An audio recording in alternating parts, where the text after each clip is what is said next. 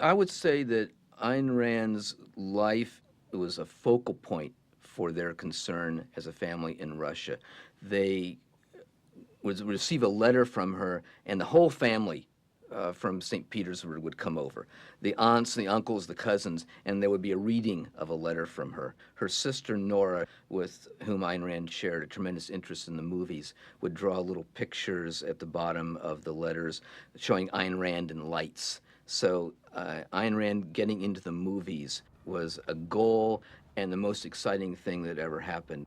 When she finally told him about her meeting with Cecil B. DeMille in 1926, it must have been like an earthquake to her family. And her father, who was not very expressive, wrote that he could not sleep all night.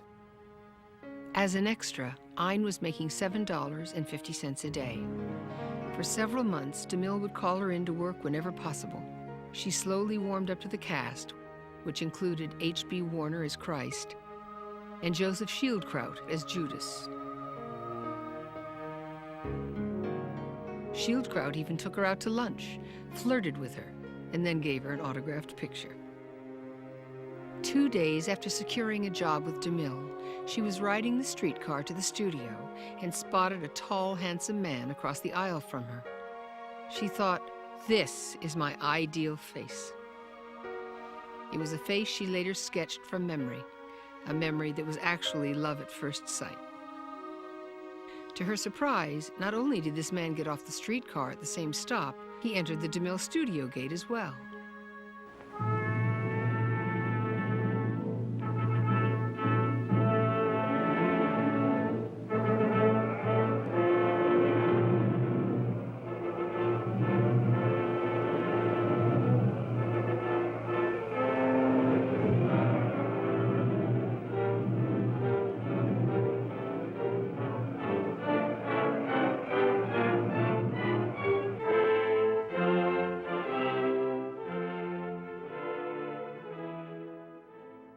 Frank O'Connor was born in Lorain, Ohio in 1897, one of 7 children.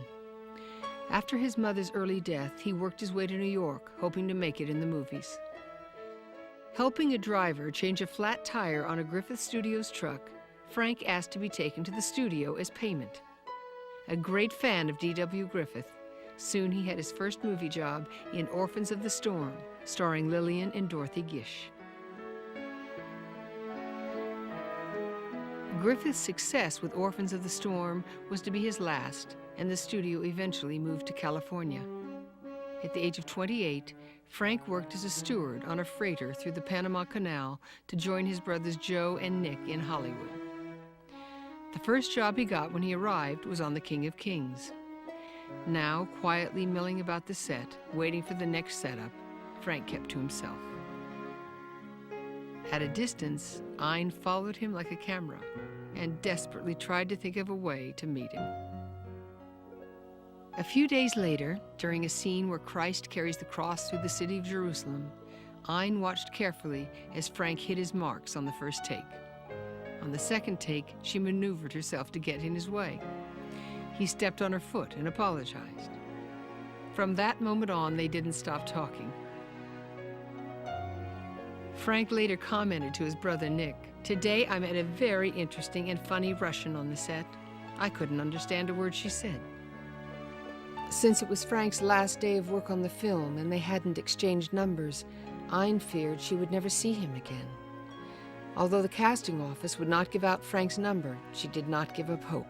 She felt a benevolent inevitability that they would meet again. Eventually, Ayn gave her 4 scenarios to DeMille to read. However, the woman in charge of his scenario department disliked Ayn on sight and gave the stories a very bad report, calling them improbable, far-fetched, and not human enough. Despite this report, DeMille hired Ayn as a junior screenwriter at $25 a week. This meant that she would do treatments and synopsize already purchased properties. Because DeMille considered a construction site an interesting backdrop for a film, a novel called The Skyscraper was the first project Ayn was assigned to. Required to do research, Ayn made an appointment to visit the construction site of the Broadway department store at the corner of Hollywood and Vine. Informed that her appointment was delayed, she walked around the corner to the library on Ivar Street to wait. She entered the building, and amidst the hush of turning pages, she saw Frank O'Connor reading a book. Turned out that he too was waiting for an appointment. He looked up at her and smiled in recognition. They went outside to talk, and their courtship officially began.